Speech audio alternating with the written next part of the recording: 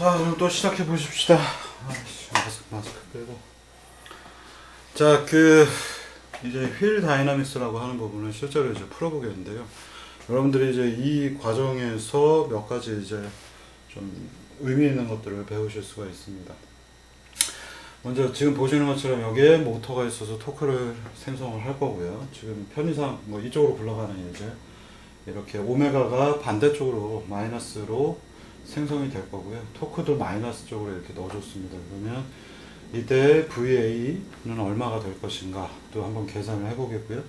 자, 앞서의 수식이 조금 복잡하기 때문에 간결하게 여기 있는 수식이 왜 유도가 됐는지는 따로 설명을 안 드리겠고요. 이거 자체는 이제 쉬운데 많이들 싫어하는 수식이라 그냥 여기 있는 것들을 쓰도록 하겠습니다. 그리고 어떻게 유도가 되는지 한번 보겠습니다. 앞서의 수식에서 보시면 지금 반지름이 여기서부터 여기까지 2R이 되겠죠. 이게 반지름 R 되어 있다면 2R만큼이 되겠고, 반지름에는 변화가 없기 때문에 R 도트가 있는 것들 다 지우겠습니다.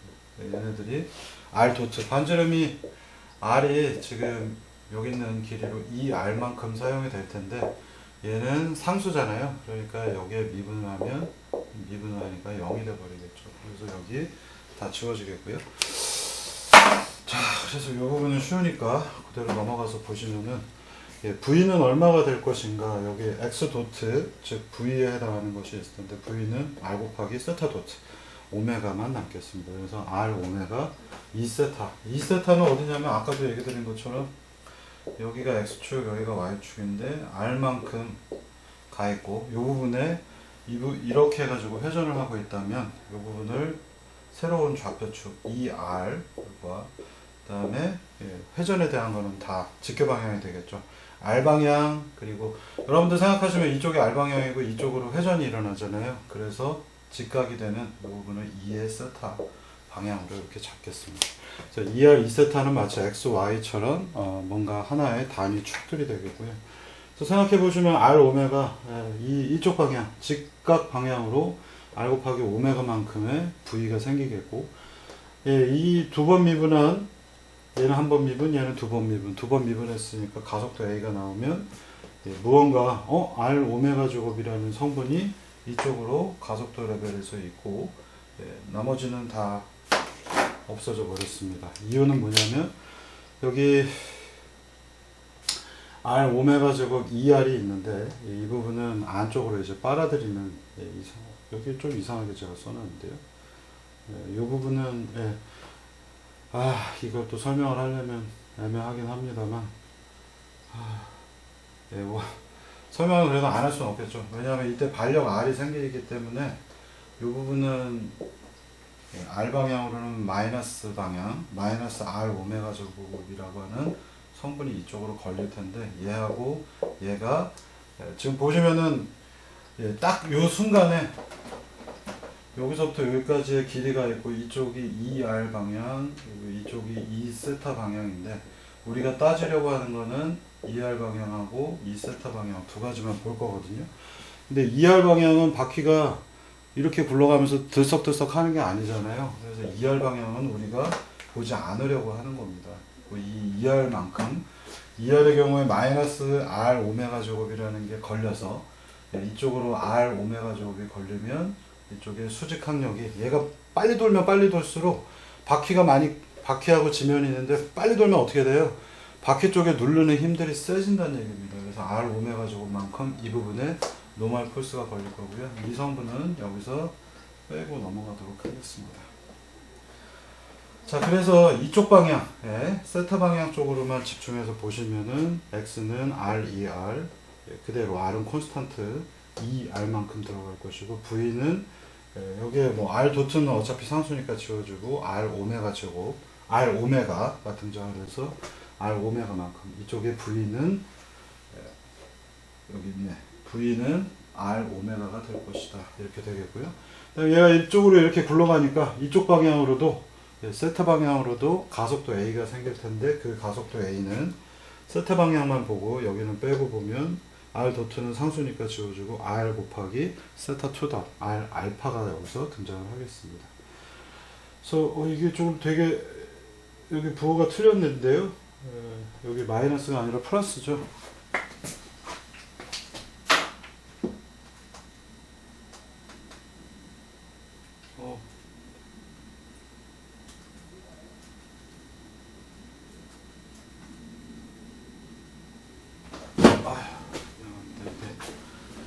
바로 이 수식은 안 쓸 거고요. 세타 방향만 볼 거라서 이 부분 상수라 지워주고 R 세타2다, R 알파만 등장을 했습니다.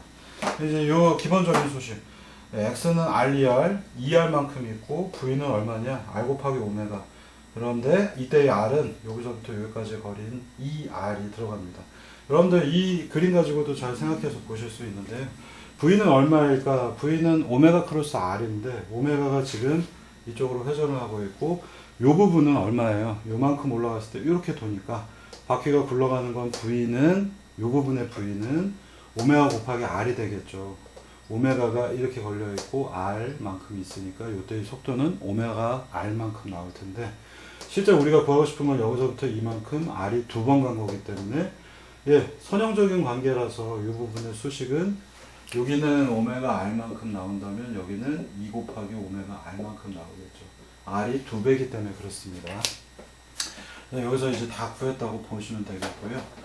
그리고 이 지점의 가속도는 얼마냐? R 곱하기 알파가 되겠고 이 지점은 R이 2개 있으니까 2R 알파가 되겠습니다.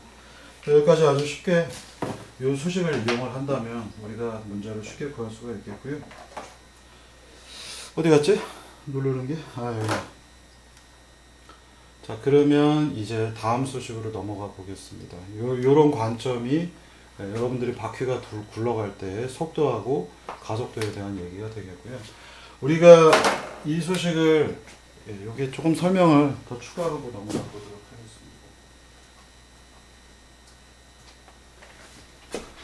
하겠습니다. 여기에 지면이 있고 여기 바퀴가 있는데 이 바퀴는 이쪽으로의 속도하고 A는 얼마일까? 그 다음에 이 부분의 속도하고 A는 얼마일까? 이렇게 문제를 보시면 되겠고요. V는 뒤에 수식에서도 한번 나오겠습니다만 오메가 크로스 R이기 때문에 우리는 이 수식으로 또 풀 수가 있죠. 그래서 여기가 오메가는 지금 이렇게 여러분들이 보고 계시는 이쪽 축에 있는데 오메가를 이렇게 돈다고 했기 때문에 오메가는 이제 반대쪽 이쪽을 향하고 있겠죠. 오메가 크로스 R로 이렇게 표현이 되고 우리가 이거를 뭔가 IJK로 이렇게 해서 계산을 정식으로 하면 00 오메가는 얼마예요? 저쪽 방향을 향하고 있잖아요. 지금 시계 방향으로 도니까 그래서 마이너스 오메가 제로 이렇게 불러보고요. 이 오메가하고 구별해서 상수로 표현해 놨고요. 이 부분은 반지름 R인데 어느 축이에요? 이게 X축, 이게 Y축이니까 오히려 2R 2세타 쓰는 것보다 여러분들이 그냥 이 수식 쓰시는 게 편할 것 같아서 이렇게 바꿔보겠고요. R은 얼마냐? Y방향으로 R만큼 갔죠. 그래서 0R 0으로 표현이 되겠습니다. 이 수식을 풀면 이렇게 한번, 이렇게 한번, 다 0이죠. 이렇게 한번, 다 중간에 0이 있고요. 다음에 이렇게 한번, 이제 딱 3개가 끝나고 나면 빼기로 들어가서 0K, 이렇게 한번 0, 이렇게 한번 해서 R, 오메가 제로, I라고 등장합니다. 그러면 I, X축 방향으로 마이너스 R, 오메가 제곱이 등장을 했습니다. 이상한데? 이거 제가 어디 계산 잘못했나 본데요? 다시 한번 보십시다. 오메가 크로스 R이고 I, J, K 오메가는 반대쪽이니까 00 마이너스 오메가 제로 그 다음에 I, 0 알파 반지름 R은 R만큼 올라가고 0 이렇게 풀고 이렇게 풀고 이렇게 풀고 이렇게 풀고 이렇게 풀고 이렇게 풀고 마이너스 R 오메가 제로가 나오네 계속 맞죠. 순간 제가 잘못 얘기했는데 이렇게 한번 이렇게 한번 이렇게 한번 해서 플러스인 것들 3개가 다 0이 나왔고요. 0 더하기 0 더하기 0 그리고 여기에 빼기가 있어야 되죠. 그리고 나서 자 이렇게 한번 이렇게 한번 이렇게 한번 하니까 마이너스 R 오메가 제로 I가 등장했습니다. 마이너스 마이너스 합쳐져서 R 오메가 제로 I가 등장했습니다. 자 그래서 요만큼 올라가면 요때의 V는 R 오메가 제로 I 즉 ijk로 이렇게 표현을 하고 있기 때문에 이쪽 방향으로 r 오메가 제로라가 나왔다 라고 얘기할 수 있겠고요. 똑같은 연산인데 이 부분의 점을 구하고 싶다면 오메가 크로스 r이니까 r이 2r만큼 올라가면 되니까 여기에 이 두 배가 붙었겠고요. 그러면 이 끝단에 이 부분의 v는 여기 두 배가 돼서 이때의 v는 2r 오메가 제로 i가 나오고 있습니다. 그래서 두 배만큼 올라가 있고 그림상으로 보시면 이렇게 이게 r 오메가 제로면 이건 2r 오메가 제로가 되겠습니다. 여기까지는 이제 쉽게 여러분들이 계산하실 수 있고요. 그러면 이제 이거를 또 다시 바꿔서 가속도 a를 구하고 싶어요. 자, 이렇게 되어 있고 요 부분에 지금 컨택 에러를 하고 있어서 속도가 0이죠. 땅에 붙어 있기 때문에 이게 돌아가는 회전할 때 요 부분에서는 딱 요 순간에는 요 부분은 땅에 붙어 있기 때문에 속도가 0인 지점, 여기는 이만큼 나오면 여기는 반지름 때문에 이렇게 삼각형으로 비례식으로도 표현할 수 있겠고요. 그래서 이 부분의 속도는 0입니다. 그래서 V는 오메가 크로스 R이라고 우리가 붙여놨고요. 가속도를 구하고 싶다면 얘를 이대로 미분을 하면 되겠죠. 얘를 미분하면 A가 되겠고요. V 도트. 그러면 얘네 둘을 미분을 하고 두 개가 어쨌든 크로스 프로덕트로 되어 있지만 이거 한 번 하고 이거 한 번 하고 하니까 오메가 크로스 R 플러스 오메가 크로스 R 도트 이렇게 나오겠습니다.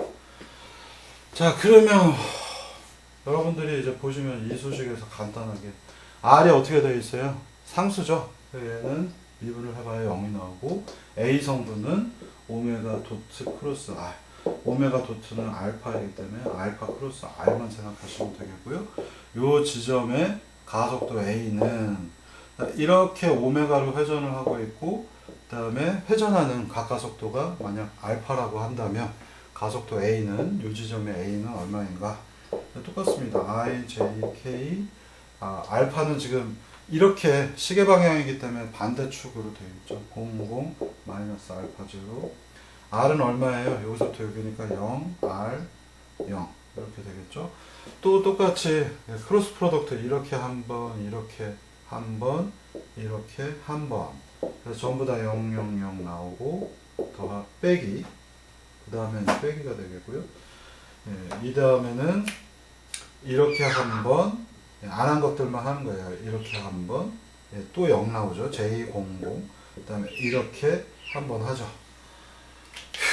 그러면 마이너스 R 알파 제로 J I가 나오죠. I가 등장하겠습니다. 그래서 알파 곱하기 알파 제로 I 이렇게 등장을 한 겁니다. 이 지점의 가속도는 알파 값 곱하기 알파 제로, 방향은 플러스 방향 이쪽, 오메가가 그리고 알파가 저쪽 반대쪽으로 시계 방향으로 회전하고 있기 때문에 그렇고 이 부분에 또 R이 두 배가 되면 2가 들어가서 2R 알파 제로가 등장을 하겠고요. 앞서의 수식은 2R 2세타라고 하는 레디알 방향과 회전함에 따라서 우리가 X축, Y축이 되어 있다면 이쪽 방향이 R 방향, 이쪽 방향을 회전하는 방향, 세타 방향이라고 잡은 거고요. 얘네 두 개는 또 다시 직각입니다. 그래서 R이라고 하는 요소가 많이 등장을 하니까 엘리먼트로 표현해서 2R 벡터, 여기는 2세타 벡터 이렇게 표현을 한 거고요. 그러면 얘도 미분을 하면 X는 뭔가 벡터가 되겠죠. 얘는 XY를 포함한. 그리고 R0 대신에 대문자 R을 써보십시다. 그냥 R이라고 쓸게요. 그리고 어느 방향? 레디알 방향이니까 여기가 있어야 될 거 아니에요. 2R축에. 그래서 이렇게 벡터로 표현이 됩니다. 얘를 미분을 하면 아까 설명을 안 했는데 그래도 최소한 설명을 하고 가겠습니다. X 벡터를 미분하니까 얘는 V 벡터가 등장을 할 것이고요. 그 다음에 R하고 2R 이렇게 있으니 R 도트 2R. 보통 이렇게만 생각하기 쉬운데 2R 벡터도 미분을 해야 돼요. 두 개가 곱으로 도트 프로덕트로 되어 있기 때문에 플러스 R, 2R 도트 이렇게 표현이 됩니다. 그러면 이거는 이해가 가는데 얘는 도대체 어떻게 우리가 표현해야 되는가 라고 하는 궁금증이 생기고요. 2R 도트는 우리가 이걸 쉽게 표현을 한다면 쉽게 표현, 어렵게 표현 여러 가지가 있습니다만 2R은 2R 도트라고 하는 거는 dt분의 der 이걸 의미하고요. 리미트의 컨셉으로 표현해 보시면은 얘는 델타 t가 0으로 갈 때 델타 t분의 델타 2r 벡터에 해당하겠습니다. 그럼 우리가 이 문제는 그냥 이대로는 풀기가 어려워서 델타 t가 0으로 가면 델타 t를 대신해서 이렇게 두 개 빼내고요. 델타 2r 델타 t 이렇게 써놓고 중간에 세타를 갖다 꾸겨 넣은 겁니다. 그러면 자, 이 수식을 그대로 풀게 되면 델타 t가 0으로 가면 그리고 델타 세타도 무한히 작은 이런 숫자를 넣는다면 여기 미분이 각각 이루어지고 d 세타분의 d2r 그리고 여기는 dt분의 d 세타가 나옵니다. 자, 이제 문제가 되는 거는 d 세타분의 d2r이 과연 무엇일까 라고 하는 부분이고요. 자, 그러면 얘를 한번 지금 여러분들이 이 그림에서 한번 잘 보시면요. 이게 2r이고 이게 2세타예요. 2r이고요. 이거 설명 안 하고 넘어가려고 했는데. 그러면 2r에 델타 2r만큼 가요. 그러면 얘가 뭔가 이렇게 이동을 했겠고요. 또 이만큼 되죠. 여기가 2r 프라임, 여기가 2세타 프라임이라고 표현할 수 있겠습니다. 자, 그러면 우리가 이 수식에서 이 부분이 바로 델타 세타가 되겠죠. 델타 세타분의 델타 2r은 얼마만큼의 차이가 있을까? 라고 하는 수식입니다. 이 부분이 델타 세타이고 이 부분이 델타 2r이기 때문에 요거분의 요거를 하게 되면 되게 짧은 순간 얘는 어떻게 되는가? 델타 세타가 작아지면 작아질수록 델타 2r은 어느 방향이 되겠어요? 이쪽 방향의 벡터가 되겠죠.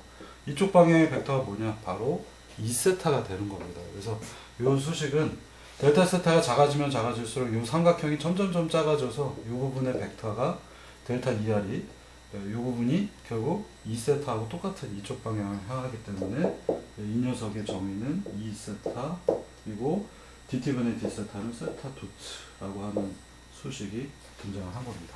이게 되게 여러분들이 낯설게 느껴지실 텐데 잘 생각해 보시면 여러분들이 로봇공학에서 배우실 때 x, y가 있고 이렇게 해서 우리가 회전 변환에 대한 것들을 배우잖아요. 이렇게 되어 있고요. 이 새로운 축, 이 새로운 축을 우리가 뭐라고 표현할까? x 프라임, y 프라임이라고 하면 여러분들이 이걸 푸시면은 어떻게 돼요? x는 뭐냐? x 프라임의 코사인 세타, 그 다음에 y 프라임의 사인 세타 이렇게 배웠잖아요. y는 x 프라임 사인, y 프라임 코사인. 자, 정리하면 x, y는 코사인 마이너스 사인 코사인의 x 프라임, y 프라임 이렇게 배우셨죠. 이 수식을 실제로 한번 미분을 해보시면 될 것 같습니다. 만약에 x에 대한 거를 x 프라임에 대한 거, y 프라임에 대한 수식을 우리가 미분을 하면 뭐가 나오나 한번 보세요. x는 코사인 x 프라임 빼기 사인 y 프라임인데 얘를 미분을 하면 dx는 코사인 세타 마이너스 사인 되겠죠. x 프라임 마이너스 코사인 y 프라임 이렇게 표현할 수 있겠습니다. 여기 dx, dy 한번 미분을 했을 때 무엇이 되는지 보세요. 그 다음에 y는 뭐냐? y는 sin x 프라임 빼기 코사인 y 프라임인데 미분하면 dy는 sin 미분해서 d sin 미분하니까 코사인 그리고 dx 프라임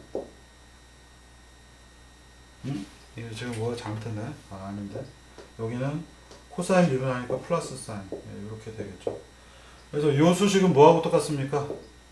이렇게 표현해놓으면 이 수식은 코사인 사인으로 표현되어 있는 dx로 x축으로 이렇게 표현하실 수가 있겠죠. 코사인 사인이고 여기는 부호가 바뀌어서 마이너스 y축이 되겠죠.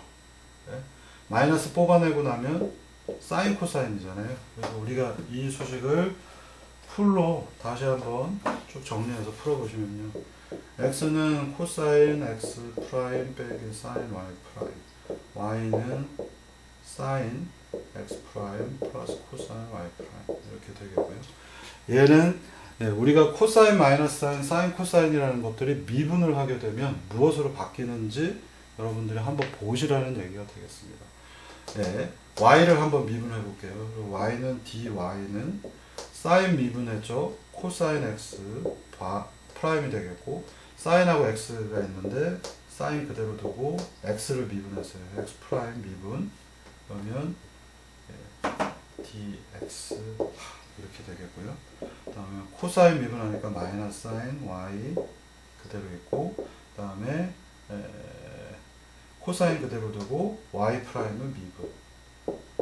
얘네들 각각의 축들은 미분을 했는데 얘들을 y에 대해서 미분한 것은 지금 보시면은 cx 프라임 빼기 sin y 프라임이 되겠고요. 그리고 여기 뒤에 남았죠. s dx 프라임 코사인 dy 프라임. 그리고 각각의 축들의 정의가 dx 프라임이나 dy 프라임이 축의 정의로 x 좌표계 위에서 1과 x의 1, y의 1이라서 각각을 미분해서 지워서 0으로 사라지게 되면 y축으로 한번 미분하게 되면 나오는 건 뭐냐? 여기 있는 x축이 나와버렸죠. 이 정의하고 똑같은 겁니다. 그래서 우리가 세타에 대해서 이 부분을 미분을 한다면 이 부분들은 다 없어지고 남는 것은 x축이 나옵니다. 이 정의에 의한 거고요. 그래서 y가 있는데 이 녀석을 d 세타분의 dy로 미분을 하면 x축이 나오게 되겠고요. x가 있는데 얘를 d 세타에 대해서 미분을 하면 마이너스 y축이 등장을 합니다. 이것과 똑같은 관계가 생긴 거고요. 그래서 2r을 세타로 미분하게 되면 2세타가 나오고 2세타를 d 세타로 미분을 하게 되면 d 세타분의 d 2r은 2세타 d 세타분의 d 2세타는 마이너스 2r 이런 수식이 등장을 하기 때문에 이게 코사인 사인이 있어서 결국은 코사인 사인이 뒤집어지기 때문에 코사인을 미분하면 마이너스 사인 나오고 사인 미분하면 코사인이 나와서 x축하고 y축의 관계가 서로 뒤집어져 버립니다. 그럴 수밖에 없는 거고요. 여러분들 직관적으로 이해하셔도 이 부분은 그래서 설명을 안 하려고 했는데 x하고 y가 있는데 얘가 세타만큼 회전하면 이게 새로운 x 프라임 이게 새로운 y 프라임이 되겠죠. 이 사이 각도가 세타가 되겠고요. 그러면 d 세타분의 dx는 뭐겠어요? 얘는 델타 세타분의 델타 x가 되겠고 얘는 델타 세타 x 프라임 빼기 x가 되겠죠. 델타 세타가 너무 작은 겁니다. 그러면 요 두 가지를 빼는 벡터가 점점점 작아지면 결국 남는 건 이쪽 방향만 남겠죠. 이렇게 되는 요 작은 양. 이 녀석은 위로 향하는 것이기 때문에 결론은 이게 y축이 되더라 라는 얘기가 되겠고요. 마찬가지로 d세타분의 dy는 리미트 컨셉 제가 빼고서 지금 얘기하고 있고요. 리미트 그대로 써서 보면 델타 세타가 0으로 갈 때 델타 세타분의 델타 y는 이 정의가 되고 델타 세타분의 y 프라임 빼기 y를 해보시면 어느 쪽을 향해요? 이쪽을 향하죠? 이 세타가 점점점 작아지면 이렇게 가는 성분만 하나 뿅 하고 남겠죠. x축의 반대가 있기 때문에 마이너스 x가 되어버리겠습니다. 이게 바로 축들이 가지고 있는 축에 대한 미분의 결과치들이 되겠습니다. 이게 이제 보통은 1시간 한 주에 걸쳐서 설명해야 되는 건데 여기서는 아주 짧게 알고 싶으신 분은 이런 백그라운드가 있다 라는 걸 설명을 짧게만 드리도록 하겠습니다. 자, 그렇기 때문에 앞서서 보시면은 2R 2세타를 미분을 할 때 2R은 미분해서 2세타가 나오고 2세타는 미분해서 마이너스 2R이 나오는 풀 수식의 유도가 되는 거고요. 요 마저 유도를 하게 되면 이게 조금만 요 간단한 원리만 아시면은 이 수식은 유도할 필요가 없는 거고요. XY 공간이 있고 그 다음에 나는 2R축을 잡은 다음에 여기에 R이 있더라. 얘가 2R. 이때 회전하는 것 때문에 2세타 축을 따로 이렇게 잡아 놓는다면 X는 R 곱하기 2R 축 위에 있는 거. 얘가 X 벡터예요. 여기는 벡터를 지금 표현하고 있습니다. 얘를 미분하면 V 벡터가 나올 것이요. R 한번 미분, 2R, 그 다음에 R, 2R, 미분 이렇게 등장을 하고 R 도트 그대로 있고요. 그 다음에 2R 그대로 R 그대로 ER 벡터를 단위 벡터를 미분하니까 이 세타 도트 이 세타가 아까 등장을 했죠. ER을 미분하면 델타 T분의 델타 ER이고 얘는 델타 세타분의 델타 ER 델타 T분의 델타 세타. 그래서 얘는 D세타분의 DER이 되기 때문에 최종적으로 이 수식은 2세타 벡터가 되고 DT분의 D세타, 세타 도트 이렇게 등장하는 겁니다. 그래서 이 부분의 수식이 이렇게 바뀌었습니다. 얘를 또 한번 미분하면 V를 미분하니까 A가 될 것이고 이 수식을 미분을 하는 거죠. 한 번 더 R 두 번 미분하고 ER 그 다음에 R 도트 그대로 있고 ER을 미분하고 ER 미분하는 건 방금 전에 했고요. 플러스 여기는 곱하기가 3개가 있죠. 3개를 다 미분합니다. R 도트 세타 도트 E 세타 R 세타 도트에 두 번 미분 얘를 미분하니까 E 세타 그 다음에 마지막 R 세타 도트 E 세타의 미분이 등장합니다. 이래서 이제 많은 학생들이 싫어하는 수식이 됐고요. R 세타 투닷 ER 플러스 얘는 R 도트 ER 이거 되잖아요. 세타 도트 E 세타 여기 그대로 두면 되겠고요. 똑같은 게 두 개 나왔죠. 그래서 여기는 숫자로 곱하기 2가 등장을 했네요. 여기까지 3개 다 했습니다. 이제 여기 남았죠. 플러스 R 세타 2 다 알파에 해당하는 거. E 세타. 다음 마지막 이제 궁금한 부분이죠. E 세타 도트는 무엇일까?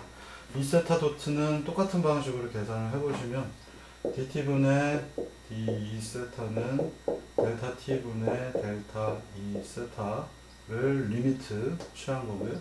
리미트 델타 t가 0으로 갈 때 델타 세타가 0으로 갈 때 얘는 델타 세타분의 델타 e 세타 그리고 델타 t 델타 세타가 나오겠죠. 그러면 각도가 점점점 작아지면 2세타는 어디로 갈까? 여기서 이게 2R 차이가 되겠고 요게 2세타 차이가 되겠죠. 2세타는 뭐가 나오겠습니까? 이게 요 각도가 점점점 좁아진다면 이쪽 방향 벡터니까 2R의 반대라서 마이너스 2R 세타 도트라고 바뀌게 됩니다. 요 정의가 요 녀석이기 때문에 마지막 어디 가서 여기다 넣으면 R 세타 도트에다가 이게 들어가서 마이너스 세타 도트 2R이라고 하는 수식이 이렇게 나온 겁니다. 이걸 총 정리하면 가속도 A는 R끼리 모아볼게요. 여기도 R, 여기도 R이 나왔죠. R 세타 2다 마이너스 R 세타 도트의 제곱 2R 플러스 2R 도트 세타 도트 플러스 R 세타 2다 2세타 이렇게 나왔습니다. 이걸 배우는 게 이제 원래 역학 시간들이었는데 여기서는 로봇공학에만 필요한 것만 이렇게 배우도록 하겠습니다. 그래서 반지름이 고정되어 있다면 R 미분한 건 없어져서 마이너스 R 오메가 제곱 2R 이라고 하는 성분 하나가 등장을 하고 반지름이 고정되어 있으면 얘가 없어지고 R 세타 2다 알파가 되겠죠. 이 수식이고요. 우리 수식에서는 아까 바퀴가 돌아갈 때 세타 방향 X축 방향만 봤기 때문에 이것만 남고 얘네들 수식은 사용을 안 했던 것이 되겠습니다. 그래서 사실 지금 보시면은 제가 이걸 외우고 자시고 할 필요가 없이 미분 방정식 하나만을 가지고 미분이라고 하는 성격 하나만 가지고 동력학은 처음부터 끝까지 다 유도가 가능한 거예요. 그래서 제가 이거 열흘 넘게도 미분만 가지고도 풀로 설명을 드릴 수 있는 그런 것이 바로 동력학이 되겠습니다. 그래서 미분을 잘하는 친구들은 동력학을 쉽게 느끼고 미분이 안 되는 친구들은 F를 맞고 그래서 역학 시간을 빼버리는 그런 일이 되겠습니다. 자, 그럼 그 다음에는 이거 오늘 이 챕터를 끝낼 수가 없을 것 같은데 이렇게 가다가 좀 더 빨리 하겠습니다. 모멘트 오브 이너시아라고 하는 컨셉이 이제 등장을 해요. 아까 바퀴에서 보시면은 I 알파는 토크라고 하는 수식이 등장을 했고 바로 이때 있는 I 값 이너시아, 모멘트 오브 이너시아라고 불리는 회전 관성에 대해서 배워보겠습니다. 이 수식은 한국말로 회전 관성은 모멘트 오브 이너시아는 회전 관성이라는 용어로 부르고 있고요. 이걸 설명하기 위해서는 여러분들이 모멘텀, 운동량이라고 하는 정의를 아셔야 되고, 운동량은 보존이 되죠. 그래서 관성의 법칙이에요. 그래서 매스가 있는데 걔의 속도가 0이면 계속 속도는 0이어야 된다. m하고 v를 곱한 거는 계속 일정해야 되고, 얘를 툭 하고 치면 외부에서 힘이 없는 이상 mv는 계속 일정해야 된다는 수식이 있습니다. 그래서 이 두 가지 수식을 토대로 해서 mv는 일정하다라고 하는 운동량 보존 법칙이 등장을 한 거고요. 이 수식을 미분하게 되면 m을 한번 미분해서 v 플러스 m 그리고 v를 미분하니까 이거 콘스탄트 미분하니까 0 이렇게 된 거고요. 질량 보존의 법칙 때문에 질량이 시간에 대해서 변화가 만약 없어요. 질량이 분해되거나 질량이 사라지거나 하지 않기 때문에 m은 일정하기 때문에 이거는 0이 됩니다. 그러면 ma는 0이라고 하는 수식이 등장을 한 겁니다. 그러면 뉴턴이가 광선의 법칙을 유도해서 mv는 콘스탄트하다라고 가정을 했기 때문에 이걸 미분하면 ma는 0이 나오는 것이고, 이게 만약 0이 되지 않는다면, ma가 0이 아니라면 mv는 콘스탄트하지 않다는 얘기가 되겠고요. 그것을 우리는 뭐라고 부를까? 힘이라고 정의를 한 겁니다. 그래서 운동량 보존 법칙, mv가 콘스탄트하지 않은 경우에는 외력 F가 있더라라고 하는 것이 바로 이 법칙인 F는 ma가 되겠습니다.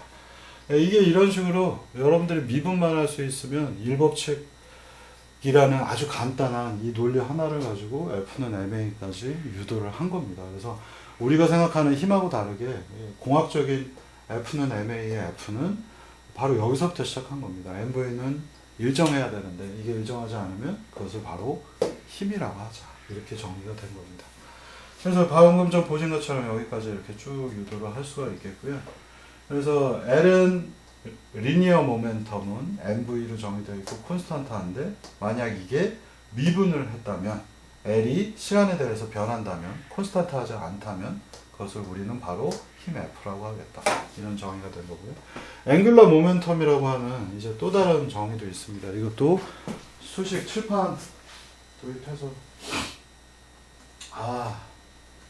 이건 설명 잘해야 되는데 우리가 mv가 일정하다라고 하는 데서 시작을 한 거고요. 이게 이제 선형 운동량, 선형 모멘텀이라고 부릅니다. 근데 이게 길이를 갖고 있고요. 여기에 매스가 붙어 있고 얘가 이렇게 V로 움직인다면 이런 회전 문제들을 생각하는 겁니다. 회전을 한다 그러면 이때는 무슨 현상이 벌어질까? 길이가 일정하게 있는데 M이 V로 움직입니다. 결국 뺑글뺑글 돌겠죠? 얘가 이렇게 뺑글뺑글 돌 겁니다. 그러면 정의를 해서 H는 R 크로스 MV, 방금 전에 따졌던 선형 모멘텀으로 붙인 거고요.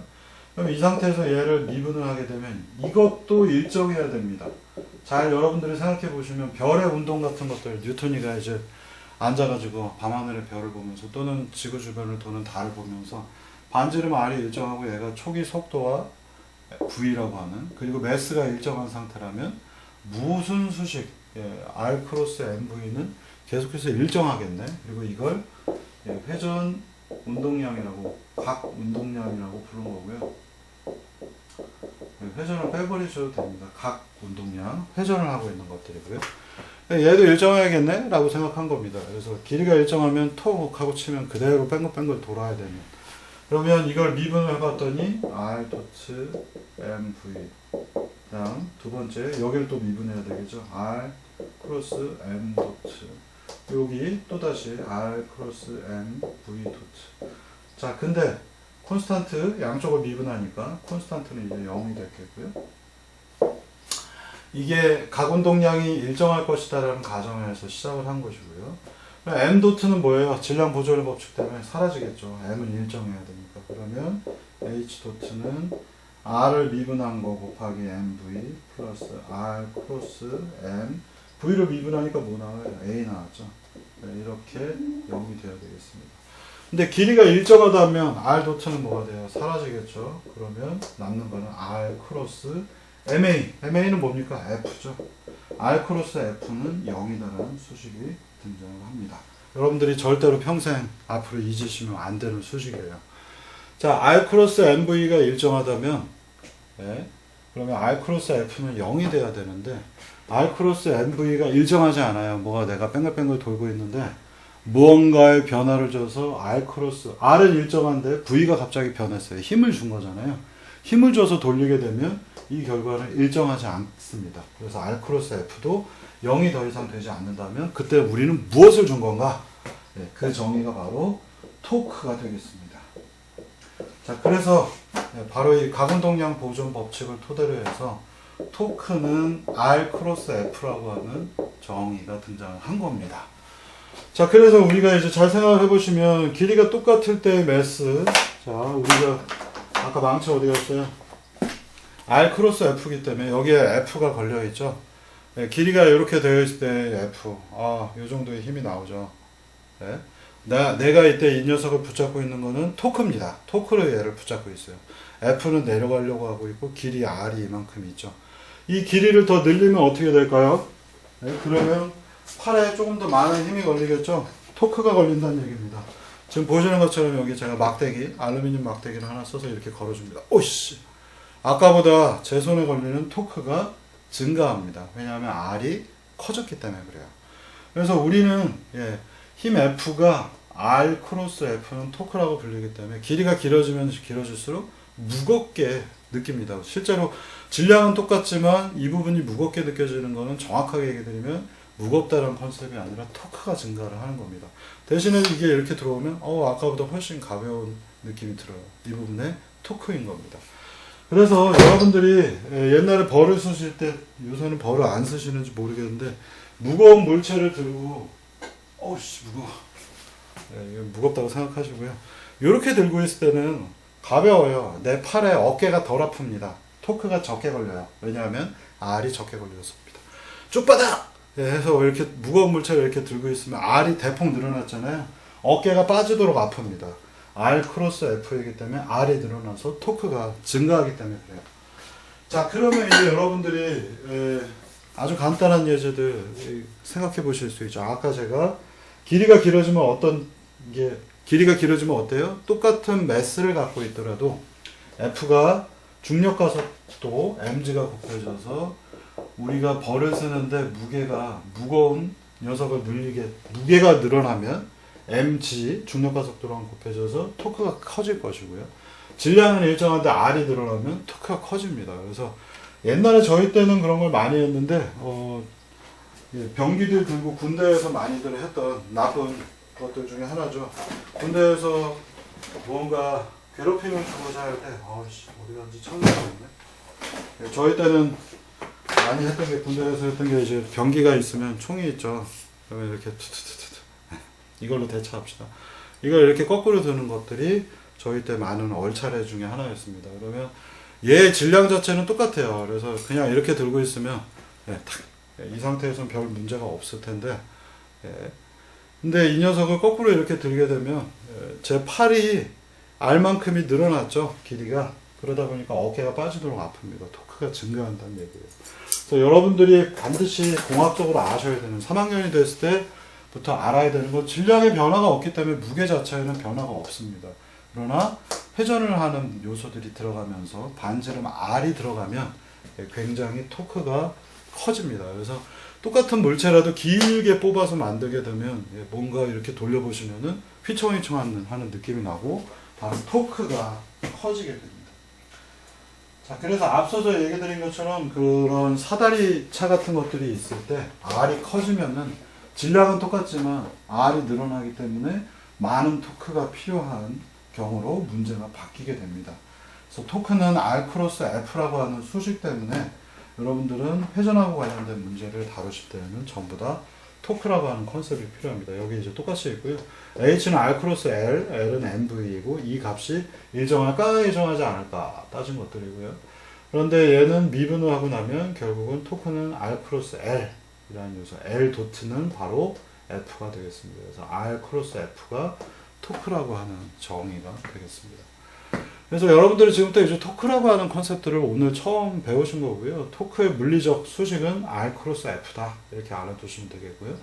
그래서 여기에 이제 무언가 물체들이 있는데 그 물체들을 어떻게 우리가 다루는가라고 하는 부분이고, F는 MA인데, 그러면 어떤 물체가 있는데 점 3개로 우리가 분리를 했어요. 그러면 여기 외력 F1, F2, F3가 들어오면 얘는 M1, M2, M3라서 각각의 A1, A2, A3로 얘들이 이렇게 움직이겠죠. 근데 이 3개가 거리의 변화가 더 이상 없어요. 그러니까 강체라고 하는 정의를 쓰는 겁니다. 이만한 무대기 물체로 생각을 한다면 여기서부터 여기까지의 거리, 여기서부터 여기까지의 거리, 상대적인 거리가 일정하게 움직인다면, 외력 F를 줬을 때 얘네 3개가 각각의 가속도로 움직인다면 이 녀석은 이때부터는 회전하는 물체가 되겠습니다. 그래서 점이 하나만 있고 여기서 외력을 가하면 얘가 가속도 A로 움직인다. 이거는 그냥 선형적인 문제인데, 점이 이제 여러 개가 있고 그 여러 개의 점들이 있는데 각각의 상대적 거리가 일정하다면 얘는 A로 움직이고 A1으로 움직이고 얘는 A2로 움직인다면, 얘는 이쪽으로 움직이고 얘는 이쪽으로 움직이면 어떻게 돼요? 회전이 생겼잖아요. 모든 물체들을 질량을 쪼개서 생각을 하고 얘네들이 서로 다른 가속도로 움직인다면 그때 이 녀석은 회전하는 녀석인 겁니다. 자, 잘 한번 생각해 보세요. 이런 물체가 있는데 점이 여기에 2개가 있고 얘는 가속도 A, A 이렇게 움직여요. 똑같이 움직이잖아요. 그럼 얘는 평행이동할 수밖에 없기 때문에 이동이 되겠고요. 트랜슬레이션이 되는 거고요. 이렇게 생긴 물체에 얘가 가속도가 이쪽이고 얘는 이렇게 움직인다면, 얘는 찢어지지 어떻게 못 움직인다. 아, 그렇지 않아요. 얘는 이 사이에 뭔가가 살짝 회전하면서 이동하는 겁니다. 이 2가지 성분이 합의되기 때문에 합력 방향으로 이동하는 것이고, 전체적으로 봤을 때. 그리고 얘네 2개가 서로 다른 방향이라 얘는 순간적으로 회전하면서 이동을 하는 물체가 되겠습니다. 이런 것들이 요 2개 사이의 간격이 일정하다라고 부르면 그때 우리는 얘를 강체, 리지드 바디라고 부릅니다. 왜냐하면 늘어나지가 않으니까요. 이 물체의 요 점과 요 점 사이의 간격은 계속해서 일정하죠. 얘가 이쪽으로 가고 얘가 이쪽으로 가면 얘는 회전하면서 이동하는 리지드 바디가 되겠습니다. 그래서 이때부터 여러분들은 이제 F는 MA라는 수식과 이 2가지를 다 쓰는 건데요. 펜이 어디로 갔나 또. F는 까만색 진한 게 있었는데 여기네. 수식이 하나가 더 나와서 F는 MA만 쓰는 게 아니라 토크는 R 크로스 F라고 하는 것까지 같이 씁니다. 그리고 처음으로 로테이션이 등장을 한 거예요. 토크는 R 크로스 F 때문에. F는 MA만 가지고는 하나의 점이라서 얘는 선형적인 힘을 주면 그쪽 방향으로 가속도를 가지기만 하는데, 물체가 매스가 여러 군데 분포가 되어 있어서 매스가 여기도 있고 여기도 있고 여기가 있고 걔들을 하나로 싸잡아서 각각의 매스 간의 거리가 일정하다면 얘는 통째로 움직이는 녀석이고, 이 거리 간격이 일정한 것을 바로 리지드 바디, 강체라고 부릅니다. 그래서 이 강체는 각각의 매스들이 전혀 이 사이 간격들이 변화가 없는 것들을 뜻하는 것입니다. 그러다 보니 매스가 여러 군데에 있으니 지금 보시면 여기도 있고 여기도 있고 여기도 있는데 얘네들이 각각의 가속도 A로 움직인다면 이 물체는 회전을 할 수밖에 없기 때문에 토크는 R 크로스 F라고 하는 수식이 이제 등장을 하는 겁니다. 그래서 이런 부분들이 좀 어렵기 때문에 이번 주 동안 짧게 제가 지금 설명한다고 하고 있는 거고요. 그래서 리지드 바디의 앵글러 모멘텀, 그리고 그 수식이 바로 이너시아라고 부르게 되겠고요. 리지드 바디를 다시 말씀드리면 R은 콘스탄트하다라고 얘기를 하는 거고요. 로브팔이 있는데 로브팔의 각각의 R들은 어때요? 여기서부터 여기까지 이게 덩어리잖아요. 질량이 있는데 이 녀석이 이렇게 회전을 하는데 이 질량들 간의 간격들은 절대로 변화가 없죠. 질량들 사이의 간격이 늘어났다 줄어드는 문제는 아니죠. 그래서 H는 M 크로스 RV로 우리가 수식을 변화를 할 수 있고요. H는 원래 R 크로스 MV인데 M은 스칼라 값이라서 앞으로 뽑아냅니다. 그러면 R 크로스 V라고 하는 성분만 남을 것이고요.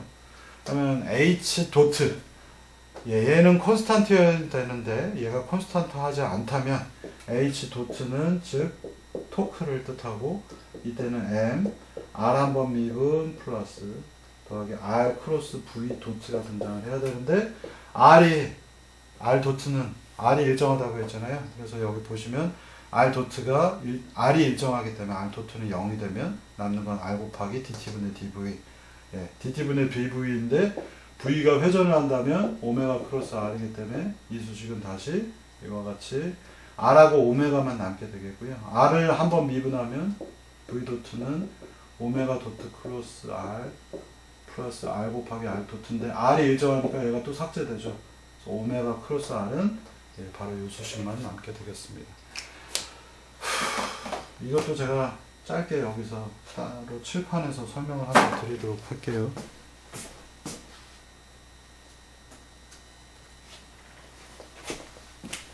자, H는 R 크로스 MV 이렇게 설명을 하고 있는데요. 우리는 강체라고 하는 정의를 합니다. assumption R은 모든 반지름은 일정하다. R은 매스에 대해서 얘네들은 우리가 시그마를 써서 모든 I, MI, VI 그리고 모든 I에 대해서 이렇게 우리가 수식을 바꿀 수 있는데 모든 RI는 콘스탄트하다 라고 정의를 한다면 이걸 미분을 하면 H는 원래 일정해야 되는데 일정 콘스탄트여야 되는데 이게 콘스탄트하지 않다면 외력 토크가 작용하는 거죠. 이게 만약 0이 아니라면 H 도트는 토크라고 정의를 한 거고요. 자, 그러면 이제 H 도트를 구해서 한번 보겠습니다. 얘는 모든 R과 MV가 있는데 예, 미분을 한번 하니까 R 도트 MV 플러스 R 크로스 M 도트 V 크로스 MV 도트가 되어야 되는데 매스는 일정하죠. 그래서 얘가 지워집니다. 다음 R도 일정하죠. 모든 RI는 콘스탄트라고 했기 때문에 이것도 지워집니다. R 도트는 일정하기 때문에 토크는 이제 R 곱하기 M V 도트만 이렇게 남습니다. 자, 그런데 V가 뭐예요? 지금 회전을 하고 있잖아요. 그럼 V는 아까 배우신 수식에서 보면 오메가 크로스 R이었잖아요.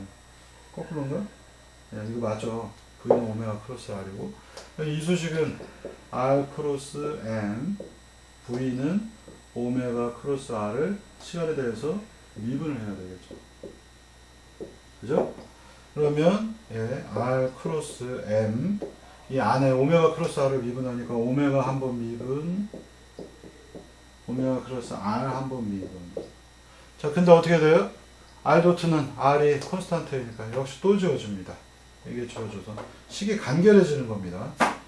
이렇게 수식이 나올 거고요. 그러면 R 크로스 M 오메가 도트 뭐예요? 알파 크로스 R이 되겠죠. 그죠? 오메가를 한번 미분하면 가까속도 이렇게 등장을 합니다. 그리고 우리가 이 수식을 예, 스칼라 값으로 쉽게 표현한다면 M, R 제곱 알파로 표현할 수가 있겠습니다.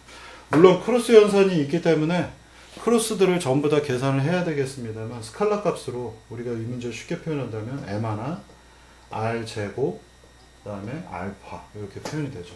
그래서 이 수식이 바로 MR 제곱 알파는 H 도트, 토크라고 하는 수식이 돼버린 거고요.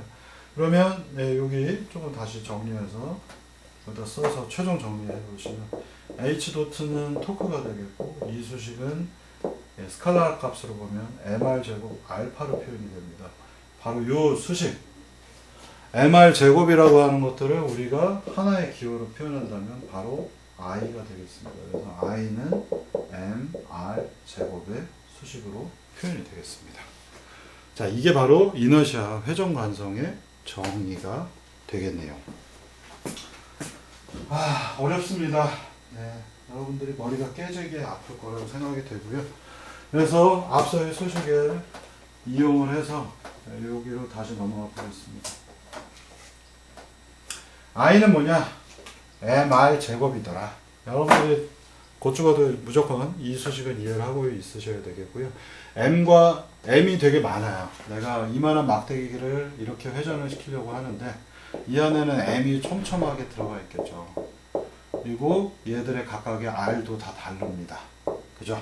가까운 것도 있고 먼 것도 있고 그걸 모두 다 합쳐놓은 건 시그마 MRI 제곱인데 M이 큰 것도 있고 작은 것도 있기 때문에 M에 대해서 우리는 적분으로 표현해서 i는 r제곱 dm이라고 하는 수식이 등장을 한 겁니다. 그러면 여기에 있는 이 수식을 제가 또 칠판에서 좀 간단하게 표현을 해보겠습니다. 하나는 자, 이 회전축 5가 있고, 예.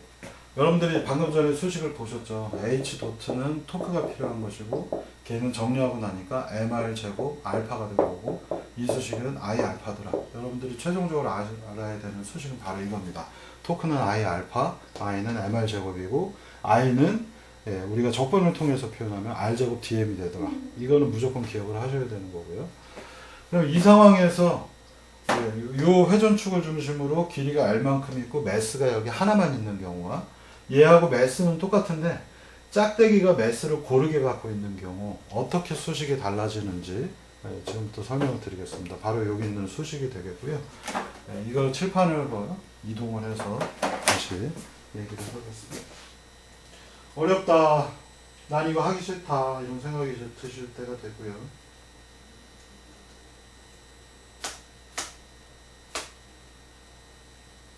여기에다 만들어야 되네. 여기만 하고 잠깐 쉬었다가 하겠습니다. 51분째라. 자, 우리가 H 도트는 H는 R 크로스 MV라고 하는 데서 한번 쭉 제가 총정리하고 예제 한번 풀어드릴게요. 여러분들이 L은 MV다 라고 하는 걸 배웠습니다. 오늘 배운 것들 총정리해 보시면 리니어 모멘텀 얘는 일정하면 관성의 법칙, 얘를 미분을 해서 얘가 일정하지 않다면 즉 M 미분 한번 V 미분 한번 했는데 질량 보존의 법칙 때문에 얘는 사라지면 M V 도트만 남아서 MA. L 도트가 콘스탄트일 때는 이 값이 0이 됩니다. 그리고 이 값이 0이 아니라면 MA는 무슨 값이라고 정의를 할까? 그래서 폴스가 등장을 해서 이 법칙 F는 MA가 등장을 했습니다. 여기까지 이제 여러분들이 설명 들으신 부분이겠고요. 자, 그러면 이제 이 수식을 그대로 써서 회전하는 문제에다 옮겨보자. 그러면 H는 정의를 해서 R 크로스 MV라고 정의를 합니다. 이게 정이에요. 이게 일정하면 우리는 이거를 각 운동량 보존 법칙이라고 부릅니다. 얘는 운동량 보존 법칙이고요. 운동량 보존 컨서베이션 오브 리니어 모멘텀이라고 부르고 있고요. 이렇게 부릅니다. 자, 근데 H가 일정하지 않으면 어떤 일이 벌어지는데 아까 같은 똑같은 컨셉입니다. H 도트를 계산하면 R 도트 크로스 MV R 크로스 M 도트 V R 크로스 M V 도트. 근데 질량 보존의 법칙이 있기 때문에 M 도트는 역시 또 사라져 버리고요. 그래서 수식은 R 크로스 M V 도트 이렇게 나옵니다. 근데 강체라서 강체는 질량을 분포를 이렇게 갖고 있는 녀석이에요. 그리고 얘네들 사이에 요 하나하나는 매스 i가 되겠고요. 매스 i 플러스 회전하는 중심축 입장에서 보면 거리가 얘는 ri 플러스 1, 여기서부터 여기까지는 ri로 나오겠습니다. 그리고 이 모든 ri는 일정하다라고 하면 우리는 강체 정의를 쓸 수 있어요. 반지름이 변하지 않는 겁니다. 반지름이 변하지 않기 때문에 강체 정의를 하게 되면 R 도트는 어떻게 됩니까? 없어지죠? 사라져 버립니다. 자, H 도트는 R 크로스 M V 도트. V 도트는 바로 MA가 되죠. V 도트는 가속도 A가 되니까 얘는 힘이 됩니다. F는 MA에 의해서. H 도트가 일정하지 않다면 얘가 콘스탄트일 때는 이 값이 0이 되겠고요. H 도트가 0이 아니라면 R 크로스 F는 뭔가 다른 정의 하나가 필요한 거고요. 그것을 우리가 바로 토크라고 정의를 한 겁니다. 그래서 토크는 R 크로스 F. F만 중요한 게 아니라 R도 중요해서 R이 길어지면 길어질수록 토크가 세진다. 이렇게 여러분들한테 얘기를 드렸어요. 그러면 이 문제를 조금 더 이제 안쪽으로 파고 들어가 보는 겁니다. H 도트는 0이 아닐 때, 즉 H 도트는 R 크로스 MV 도트라고 정의를 했는데 이게 만약 0이 아니라면, 즉 다시 말하면 이게 0이 아니기 때문에 이 값은 토크를 갖는다면, 그래서 토크는 R 크로스 MV 도트라고 하는 수식이 등장을 한 거고요. 그런데 V는 MV 도트를 MA로 놓으면 F가 되겠지만 회전하는 녀석의 입장에서 보자는 겁니다. 그럼 V는 앞서서 오늘 배우셨을 때 오메가 크로스 R이라고 배웠잖아요. 그죠? 그럼 V는 오메가 크로스 R 여기다 넣고 미분을 하는 겁니다. V를 미분하니까 V는 오메가 크로스 R이라 미분하면 오메가 도트 크로스 R, 오메가 크로스 R 도트 이렇게 나올 거고요. R이 일정하니까 어떻게 돼요? 이 값은 또 0이 돼버리죠. 자, 그러면 오메가 도트는 뭔가요? 네, 알파 값이 되죠. 이런 수식이 등장한 겁니다.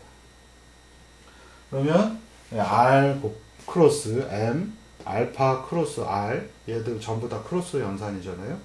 크로스를 스칼라 값으로 보시면은 R 하나, M 하나, 알파 하나, R 하나. 그래서 R 제곱 M 이렇게 순서대로 씁시다. M, R 제곱 알파라고 하는 수식이 나오고, 그래서 우리는 토크는 MR 제곱 알파라는 수식이 나와서 바로 MR 제곱을 이너시아 I라고 정의하자. 이런 수식이 등장을 한 거고요. 자, 그러면 이제 다시 지워서